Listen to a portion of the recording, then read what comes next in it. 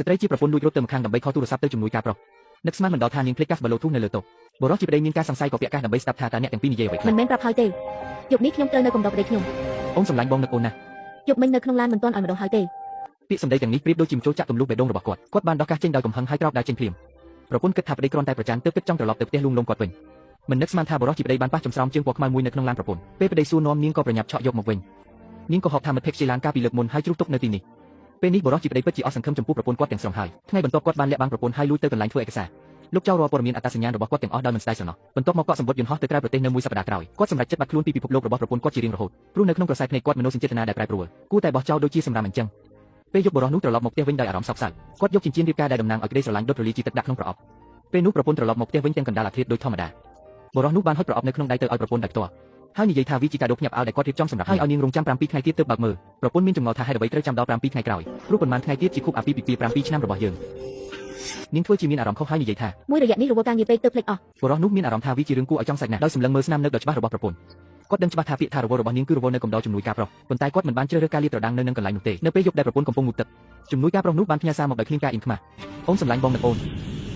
អត់មានអូននៅក្បែរបងដេកមិនលក់សោះបើពេលនេះគឺជាថ្ងៃស្អែកក៏ល្អដែរបរិសុទ្ធជាប្តីទ្រាំលេងបានក៏ស្នើថាថ្ងៃស្អែកនឹងទៅកំដរប្រពន្ធនៅក្រុមហ៊ុនដោយចង់ដឹងថាជំនួយការប្រុសនោះមានភាពតាក់ទាញអ្វីខ្លះប្រពន្ធឮហើយក៏មានអារម្មណ៍ភ័យខ្លួនមែនបន្ទាប់មកឆ្លៀតពេលប្តីដេកលក់នាងក៏ប្រញាប់ផ្ញើសារទៅកាន់ជំនួយការសម្លាញ់ថ្ងៃបន្ទាប់ដើម្បីផ្គប់ចិត្តប្តីនាងបានរៀបចំផ្លែឈើនិងនំដែលគាត់ចូលចិត្តជាមុន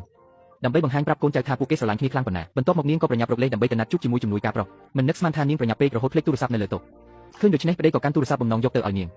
ជាលទ្ធផលនៅត្រង់កែងផ្លូវគាត់បែរជាឃើញប្រពន្ធនិងជំនួយការកំពុងអោបគ្នាពេលនោះប្រពន្ធទទួលបានសារពីមន្ទីរពេទ្យថាបានមានផ្ទៃពោះ5សប្តាហ៍ជំនួយការបានឆក់យកទូរស័ព្ទពេលបានឃើញភ្លាមគេមានអារម្មណ៍ត្រេកអរជាខ្លាំងតែពួកគេមិនបានដឹងសោះថារឿងគ្រប់យ៉ាងត្រូវបានប្តីឈរនៅក្រៅទ្វារមើលឃើញទាំងអស់បន្ទាប់មកប្រពន្ធក៏ត្រឡប់មកការិយាល័យវិញនឹកស្មានមិនដល់ថាជំនួយការក៏បានដើរតាមចូលមកដែរដោយទឹកមុខសប្បាយចិត្តនឹងអួតប្រាប់គេថាសង្សារខ្លួនមានផ្ទៃពោះហើយស្រីនោះភ័យខ្លាចគេដឹងទើបមានអារម្មណ៍ភ័យយ៉ាងខ្លាំងមិនដឹងសោះថាប្តីរបស់ខ្លួនបានសម្រេចចិត្តចាក់ចេញបាត់ទៅហើយដូច្នេះទើបគាត់មិនបានលាតត្រដាងពួកគេជំនួយការយ៉ាងពិតជាក្មេងមានកម្លាំងមែន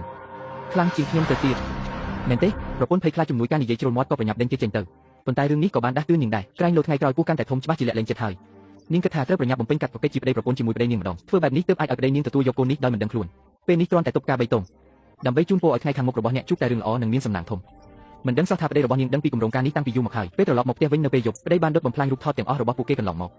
រួមទាំងចំណងអាពាហ៍ពិពាហ៍7ឆ្នាំនិងក្តីស្រឡាញ់13ឆ្នាំគឺបានដុតបំផ្លាញចោលដោយសារការក្បត់របស់ប្រពន្ធគាត់យប់នោះនៅពេលប្រពន្ធមកបួលបរិសុទ្ធនោះក៏ច្រាននាងចេញដោយការខ្ពើមរអើមគាត់បានសួរនាងថាតើនៅចាំពាក្យសន្យាពេលរៀបការដែរឬទេ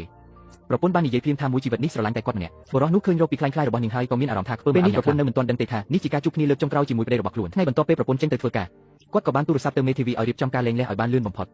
បន្ទាប់មកក៏យូវ៉ាលីចាក់ចេញពីទីក្រុងដ៏គួរឲ្យឈឺចាប់នេះដោយមិនងាយក្រោយរៀបចំចាប់ផ្ដើមជីវិតថ្មីរបស់ខ្លួនឯងនៅតាមផ្លូវទៅប្រលានយន្តហោះគាត់បានអូសឃើញការបង្ហោះរបស់ជំនួយការ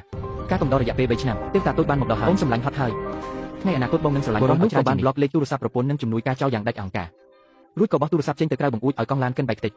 ចំណែកឯប្រពន្ធវិញកំពុងជិះឡានសួនផ្លូវមកនាងកំពុងប្រញាប់ត្រឡប់ទៅផ្ទះដើម្បីប្រារព្ធខួបអាពាហ៍ពិពាហ៍7ឆ្នាំជាមួយប្តីជប់ឡាន